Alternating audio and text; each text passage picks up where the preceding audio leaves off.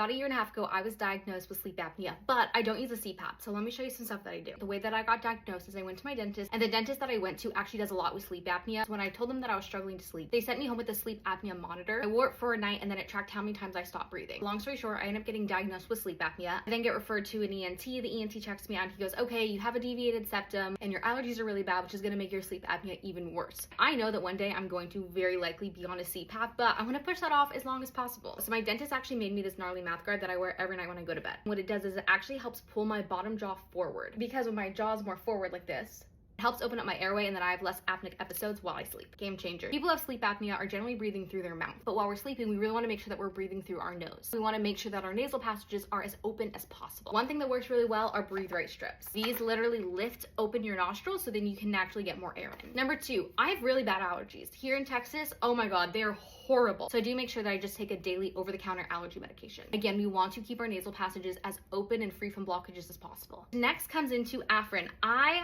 love Afrin. I didn't know what it was before I went through this entire journey. You have to read the directions because you can't use it every night. So for this one, I can't use it more than 3 days in a row, so you do have to take breaks with it. You spray this each nostril, it'll clear you up. Amazing. I love this. I will do this right before I go to bed. And then some medications. The most common one's going to be melatonin. I love this one from Natural personally. I know some people can be weird around melatonin because they don't want to have to take it every night. On the bottle, it says that this is used for occasional sleepiness. Basically, it's just these little tablets. They dissolve in your mouth.